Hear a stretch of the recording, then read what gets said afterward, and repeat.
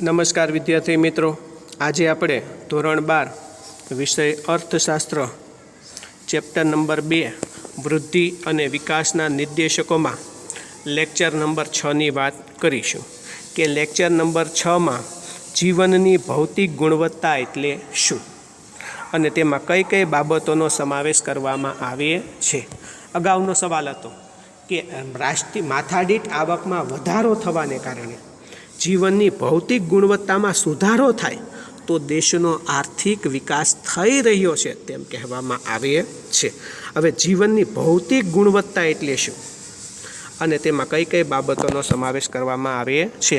પરીક્ષામાં આ સવાલમાંથી 2 ગુણનો આ પ્રશ્ન પૂછાય કે જીવનની ભૌતિક ગુણવત્તા એટલે શું અને તેમાં કઈ કઈ બાબતોનો સમાવેશ કરવામાં આવે છે. પહેલું, જીવનની ભૌતિક ગુણવત્તા એટલે શું કે સમયના કોઈ એક ગાળા દરમિયાન વ્યક્તિ અથવા વ્યક્તિઓના સમૂહ દ્વારા સમયના કોઈ એક ચોક્કસ ગાળા દરમિયાન વ્યક્તિ અથવા વ્યક્તિઓના સમૂહ દ્વારા વિવિધ વસ્તુઓ કે સેવાઓના વપરાશના ધોરણો કે જીવન ધોરણમાં થતો સુધારાનો અંદાજ.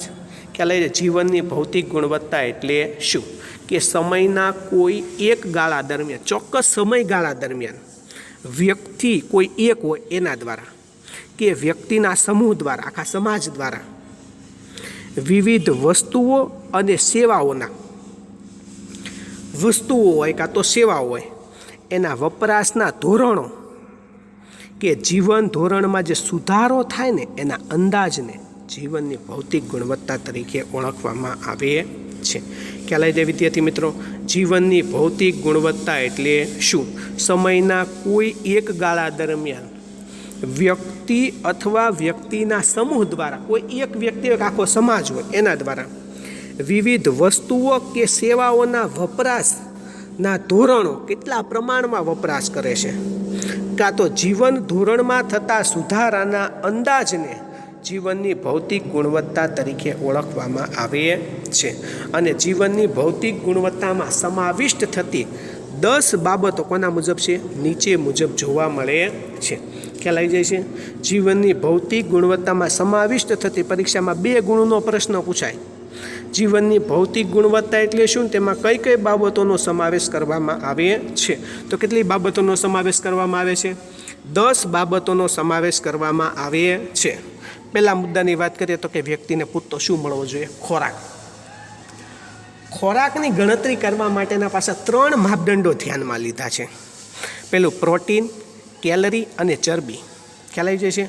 ખોરાકની ગણતરી કરવા માટેના પાછા 3 માપદંડો લીધા. ખાલી પેટ ભરાઈ જાય એને ખોરાક ન કહેવાય, પરંતુ ખોરાકમાંથી કેટલી પ્રોટીન મળે છે, કેટલી કેલરી મળે છે અને કેટલી ચરબી મળે છે. જો ગ્રામ્ય વિસ્તાર હોય તો એને 2400 કેલરીવાળો ખોરાક મળવો જોઈએ, કારણ કે ત્યાં ભારે કામ કરવાનું હોય. શહેરી વિસ્તારમાં જો વ્યક્તિ રહેતો હોય તો એને 2100 કેલરીવાળો ખોરાક પ્રાપ્ત થવો જોઈએ. ખ્યાલ ને, આ બધી જ બાબતોને ધ્યાનમાં લેવામાં આવે છે. એટલે જો ખોરાકની ગણતરી કરવા માટે પ્રોટીન, કેલરી અને ચરબીને ધ્યાનમાં લેવામાં આવે છે. બીજો મુદ્દો, આરોગ્ય અને તબીબી સેવાઓ. લોકોનું આરોગ્ય કેવા પ્રકારનું છે જીવનની ભૌતિક ગુણવત્તાને માપવા માટે, અને એને ડાક્ટરી સેવાઓ કેટલા પ્રમાણમાં મળે છે એને ધ્યાનમાં લેવામાં આવે છે. આ બાબતને ધ્યાનમાં રાખી વસ્તી દીઠ ડૉક્ટરોની સંખ્યાને ધ્યાનમાં લેવામાં આવે છે કે વસ્તીના એકમો દીઠ દર 1000ની વસ્તીએ કેટલા ડૉક્ટરોની સુવિધા ઉપલબ્ધ થાય છે એને ધ્યાનમાં લેવામાં આવે છે. આરોગ્ય અને તબીબી સેવાઓ. આરોગ્ય સારું છે કઈ રીતે ખબર પડે? કે એની યોગ્ય રીતે સારવાર થતી હોય, ડૉક્ટરો સમયસર મળી રહેતા હોય તો એને ખબર પડે. રેડી? એટલે માટે વસ્તીના એકમ દીઠ કાં તો વસ્તીના પ્રમાણ દીઠ કેટલા ડૉક્ટરો ઉપલબ્ધ છે. દાખલા તરીકે દર 1000ની વસ્તીએ આપણા દેશમાં કેટલા ડૉક્ટરો ઉપલબ્ધ છે? તો કે દર 1000ની વસ્તીએ આપણે વાત કરીએ તો કે 6 ડૉક્ટર ઉપલબ્ધ હોય. તો એ વસ્તીના જે એકમો છે, વસ્તીના એકમ દીઠ ડૉક્ટરોની સંખ્યાને આધારે આ આરોગ્ય અને તબીબી સેવા નક્કી કરવામાં આવે છે. ત્રીજા મુદ્દાની વાત કરીએ તો કે રહેઠાણ અને કપડાં. હવે રહેઠાણ અને કપડાને માપવા માટે ઓરડાઓની સંખ્યા કે ઓરડા દીઠ સરેરાશ વ્યક્તિઓની સંખ્યાને ધ્યાનમાં લેવામાં આવે છે. રહેઠાણ અને કપડાને માપવા માટે, જીવનની ભૌતિક ગુણવત્તામાં રહેઠાણ અને કપડાને માપવા માટે ઓરડાઓની સંખ્યા, દાખલા તરીકે ભાઈ 5 સભ્યવાળું કુટુંબ જે જગ્યાએ વસવાટ કરે છે એ કેટલા ઓરડાવાળા મકાનમાં વસવાટ કરે છે, એના આધારે ખબર પડે કે એના જીવનની ગુણવત્તા કેવી છે, ભૌતિક ગુણવત્તા કેવી છે. 5 સભ્યોવાળો હોય એક મકાનમાં રહેતું હોય ને એમાં એક જ રૂમ હોય તો એની ભૌતિક ગુણવત્તા નીચે જોવાની છે. 5 સભ્યો હોય, 2 બેડરૂમ હોય, હોલ હોય, કિચન હોય, ખ્યાલ આવી જાય છે ને, બાલ્કની હોય, આવું બધું હોય તો એની જીવનની ગુણવત્તા કેવી ગણાય છે? ઊંચી ગણવામાં આવે છે. કપડાં કેવા પહેરવા માટે પ્રાપ્ત થાય છે? ખ્યાલ આવી જાય છે કે દાખલા તરીકે 2 જોડી કપડાં હોય, 5 સભ્યો રહેતા હોય, ઘરમાં 10 જોડી કપડાં, તો આપણે સ્વાભાવિક રીતે કહીએ કે જીવનની ગુણવત્તા કેવી હોવાની છે? નીચી હોવાની છે. 5 સભ્ય રહેતા હોય, ઘરમાં પહેરવા માટે 25 જોડી કપડાં હોય, બધા પાસે 5-5 જોડી કપડાં હોય, તો એની જીવનની ગુણવત્તા સ્વાભાવિક રીતે કેવી જવાની છે? ઊંચી જોવા મળે છે. ત્યાર પછીના ચોથા મુદ્દાની વાત કરીએ તો કે શિક્ષણ અને મનોરંજન. શિક્ષણ અને મનોરંજનની અંદર માપવા માટે, શિક્ષણ અને મનોરંજનને માપવા માટે જુદા જુદા 3 કક્ષાએ, શિક્ષણને માપવા માટે જુદા જુદા 3 કક્ષાએ પાડી દીધી કે પ્રાથમિક શિક્ષણ, માધ્યમિક શિક્ષણ અને ઉચ્ચ શિક્ષણ કેટલા ટકા વસ્તીને મળે છે.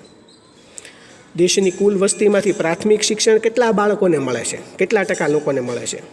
માધ્યમિક શિક્ષણ કેટલા ટકા લોકોને મળે છે. ઉચ્ચતર શિક્ષણ કેટલા ટકાને લોકો મળે છે. જો શિક્ષણ ઓછું મળતું હશે તો આપણે સમજીએ કે લોકો ગરીબ હશે, શિક્ષણ નહીં મેળવી શકતા હોય, સ્કૂલે નહીં જઈ શકતા હોય, ખ્યાલ આવી જાય છે ને, તો જીવનની ભૌતિક ગુણવત્તા કેવી કક્ષાની ગણાશે? નીચી કક્ષાની ગણાશે.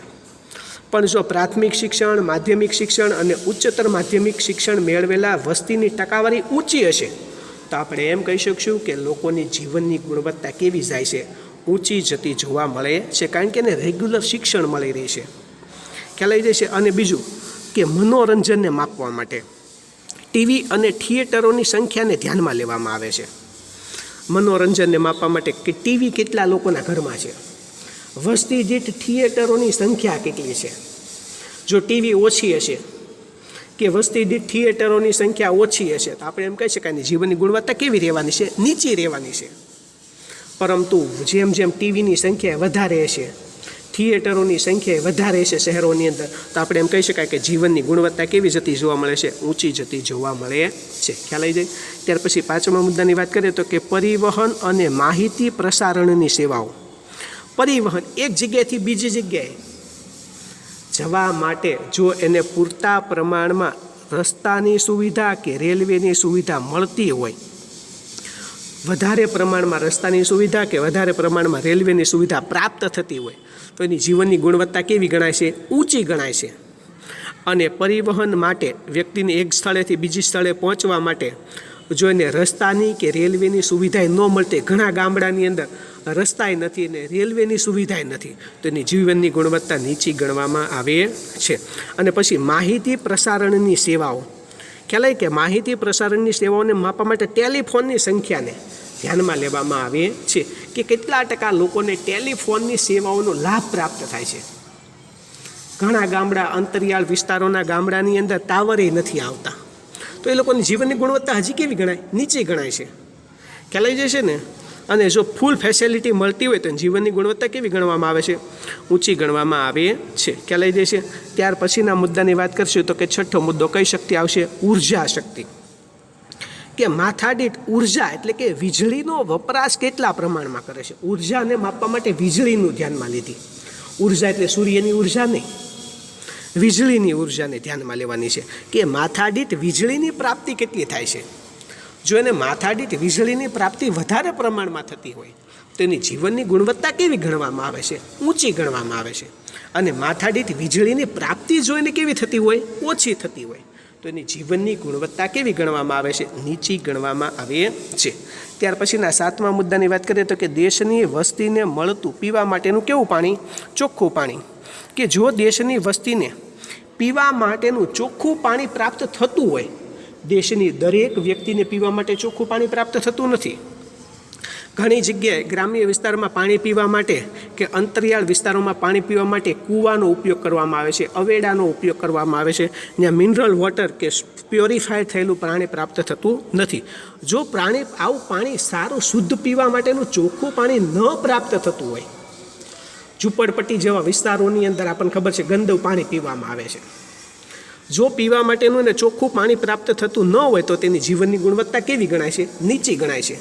અને જો પીવા માટે ચોખ્ખું પાણી પ્રાપ્ત થતું હોય તો તેની જીવનની ગુણવત્તા ઊંચી ગણવામાં આવે છે.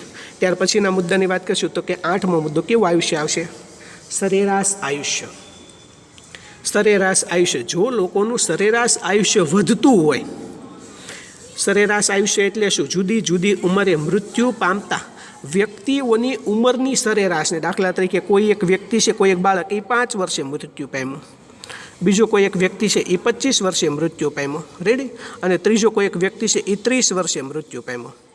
તેનો સરવાળો કેટલો થાય? 60. અને આના ભાગ્યા કેટલા કરવાના? 3. તો એની સરેરાશ કેટલા વર્ષની આવી? 20 વર્ષની આવી. ખ્યાલ આવી જાય છે ને? એટલે કે જુદી જુદી ઉંમરે મૃત્યુ પામતા વ્યક્તિઓની ઉંમરની સરેરાશને સરેરાશ આયુષ્ય તરીકે ઓળખવામાં આવે છે. જો સરેરાશ આયુષ્ય નીચું હોય, ખાલી 20 જ વર્ષનું આપણે માલુમ પડ્યું, તો જીવનની ભૌતિક ગુણવત્તા કેવી કક્ષાની ગણાય? નીચી કક્ષાની ગણાય. અને જો સરેરાશ આયુષ્ય કેવું હોય? ઊંચું હોય, કોઈ એક 15 વર્ષે મૃત્યુ પામ્યો, કોઈ એક વ્યક્તિ 25 વર્ષે મૃત્યુ પામ્યો એટલે 40, અને બીજો કોઈ વ્યક્તિ છે એ પાછા 40 વર્ષે મૃત્યુ પામ્યો, 80 ભાગ્યા 3 કરી નાખશું, તેનું સરેરાશ આયુષ્ય કેવું ગણાય? ઊંચું. તો એની જીવનની ભૌતિક ગુણવત્તા ઊંચી કક્ષાની ગણવામાં આવે છે. ત્યાર પછીના 9મા મુદ્દાની વાત કરીશું. કોનું પ્રમાણ? બાળ મૃત્યુ દરનું પ્રમાણ. કોઈ એક બાળ મૃત્યુ દર એટલે શું? કોઈ 1 વર્ષના સમયગાળા દરમિયાન દર 1000 જીવતા જન્મેલા બાળકોમાંથી 1000 જીવતા જન્મેલા બાળકોમાંથી 1 વર્ષનું આયુષ્ય પૂર્ણ કર્યા પહેલાં મૃત્યુ પામતા બાળકોની સંખ્યાને બાળ મૃત્યુ દર તરીકે ઓળખવામાં આવે છે.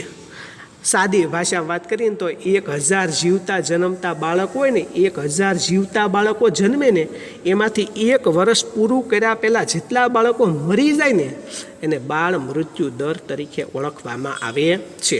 જો બાળ મૃત્યુ દર ઊંચો હશે, વધારે બાળકો 1 વર્ષ દરમિયાન 1000 બાળકોમાંથી 200 બાળકો મૃત્યુ પામતા હોય તો જીવનની ભૌતિક ગુણવત્તા કેવી કક્ષાની ગણાય છે? નીચી કક્ષાની ગણાય છે. અને બાળ મૃત્યુ દર જો નીચો હશે, 1000 જીવતા જન્મેલા બાળકોમાંથી દર વર્ષે માત્ર 50 બાળકો જ મૃત્યુ પામતા હશે તો એની જીવનની ભૌતિક ગુણવત્તાનો અંક કેવો ગણાય છે? ઊંચો ગણવામાં આવે છે. અને 10મા મુદ્દાની વાત કરીશું. કોની સુવિધા આવશે? ડ્રેનેજની સુવિધા. દેશની કુલ વસ્તીમાંથી કેટલા ટકા વસ્તીને ગટરની સુવિધા? ડ્રેનેજ એટલે ગટર. દેશની કુલ વસ્તીમાંથી કેટલા ટકા વસ્તીને ડ્રેનેજ કે ગટરની સુવિધા પ્રાપ્ત થતી હોય એને આધારે એની જીવનની ભૌતિક ગુણવત્તા માપવામાં આવે છે. જો લોકોને ડ્રેનેજ એટલે કે ગટરની સુવિધા વધારે પ્રમાણમાં પ્રાપ્ત થતી હોય, ગંદા પાણીનો નિકાલ થઈ જતો હોય, પીવા માટેનું ચોખ્ખું પાણી પ્રાપ્ત થતું હોય, ખ્યાલ આવી જશે, તો જીવનની ભૌતિક ગુણવત્તા ઊંચી ગણવામાં આવે છે. અને જો ડ્રેનેજની સુવિધા પૂરતા પ્રમાણમાં પ્રાપ્ત ન થતી હોય તો તેને જીવનની ગુણવત્તા કેવી ગણવામાં આવે છે? નીચી ગણવામાં આવે છે. ખ્યાલ આવી જાય વિદ્યાર્થી મિત્રો કે જીવનની ભૌતિક ગુણવત્તા એટલે શું અને તેમાં કઈ કઈ બાબતોનો સમાવેશ કરવામાં આવે છે. પહેલાં જીવનની ભૌતિક ગુણવત્તા એટલે શું?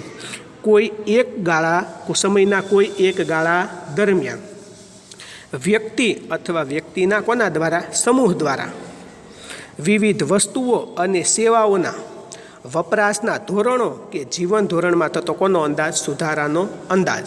એને જીવનની ભૌતિક ગુણવત્તા તરીકે ઓળખવામાં આવે છે. અને જીવનની ભૌતિક ગુણવત્તામાં સમાવિષ્ટ થતી બાબતો કોના મુજબ છે? નીચે મુજબ છે. પરીક્ષાના 2 ગુણના પ્રશ્નની અંદર આ પૂછાય તો કાઉન્સમાં આપેલા બધા જ વિધાનો ફરજિયાત લખવાના. કાઉન્સમાં આપેલા બધા જ વિધાનો ફરજિયાત લખવાના. જીવનની ભૌતિક ગુણવત્તામાં સમાવિષ્ટ થતી બાબતો કોના મુજબ છે? નીચે મુજબ જોવા મળે છે. એમાં 10 મુદ્દા. પહેલું કોણ આવશે? ખોરાક. ખોરાકને આપવા માટે પ્રોટીન, કેલરી અને ચરબીને ધ્યાનમાં લેવામાં આવે છે. બીજો મુદ્દો આરોગ્ય અને કઈ સેવાઓ? તબીબી સેવાઓ. આરોગ્ય અને તબીબી સેવાઓને માપવા માટે વસ્તીમાં એકમ દીઠ ડૉક્ટરોના પ્રમાણને ધ્યાનમાં લેવામાં આવે છે, કાં તો વસ્તી દીઠ ડૉક્ટરોને ધ્યાનમાં લેવામાં આવે છે. ત્રીજા મુદ્દાની વાત કરીશું કોણ આવશે? રહેઠાણ અને કપડાં. રહેઠાણ અને કપડાને માપવા માટે ઓરડાઓની સંખ્યા અને ઓરડા દીઠ વ્યક્તિઓની સરેરાશ સંખ્યાને ધ્યાનમાં લેવામાં આવે છે. ચોથા મુદ્દાની વાત કરીશું કોણ આવશે? શિક્ષણ અને મનોરંજન. શિક્ષણ અને મનોરંજનને માપવા માટે પ્રાથમિક, માધ્યમિક, ઉચ્ચ શિક્ષણ કેટલા ટકા વસ્તીને મળે છે, ઉપરાંત ટીવી અને થિયેટર વગેરેની સંખ્યાને ધ્યાનમાં લેવામાં આવે છે. પાંચમા મુદ્દાની વાત કરીએ તો કે પરિવહન અને માહિતી પ્રસારણની સેવાઓ. પરિવહન અને માહિતી પ્રસારણની સેવામાં વસ્તી દીઠ રેલવે, રસ્તાની લંબાઈ અને ટેલિફોનની સંખ્યાને ધ્યાનમાં લેવામાં આવે છે. છઠ્ઠા મુદ્દાની વાત કરીશું કઈ શક્તિ? ઉર્જા શક્તિ. ઉર્જા શક્તિને માપવા માટે માથાદીઠ ઉર્જાનો વપરાશ કાં તો માથાદીઠ વીજળીના વપરાશને ધ્યાનમાં લેવામાં આવે છે. સાતમા મુદ્દાની વાત કરીએ તો કે દેશની વસ્તીને મળતું પીવા માટેનું કેવું પાણી? ચોખ્ખું પાણી. એ માપવા માટે કેટલા ટકા વસ્તીને પીવા માટેનું શુદ્ધ કરેલું પાણી પ્રાપ્ત થતું જોવા મળે છે, તેને ધ્યાનમાં લેવામાં આવે છે. આઠમા મુદ્દાની વાત કરીશું કેવું આયુષ્ય આવશે? સરેરાશ આયુષ્ય. સરેરાશ આયુષ્યને માપવા માટે જુદા જુદા વર્ષે જુદા જુદા વયની ઉંમરે મૃત્યુ પામતા વ્યક્તિઓની ઉંમરની સરેરાશને ધ્યાનમાં લેવામાં આવે છે. નવમા મુદ્દાની વાત કરીશું કોણ આવશે? બાળ મૃત્યુ દર. કોઈ એક વર્ષના સમયગાળા દરમિયાન 10,000 જીવતા જન્મેલા બાળકોમાંથી 1 વર્ષનું આયુષ્ય પૂર્ણ કર્યા પહેલાં મૃત્યુ પામતા બાળકોની સંખ્યાને ધ્યાનમાં લેવામાં આવે છે. અને 10મા મુદ્દાની વાત કરીશું કોની સુવિધા આવશે? ડ્રેનેજની સુવિધા. દેશની કુલ વસ્તીમાંથી કેટલા ટકા વસ્તીને ડ્રેનેજ કે ગટરની સુવિધા પ્રાપ્ત થાય છે તેને અહીં ધ્યાનમાં લેવામાં આવે છે. ખ્યાલ આવી જાય વિદ્યાર્થી મિત્રો? નમસ્કાર.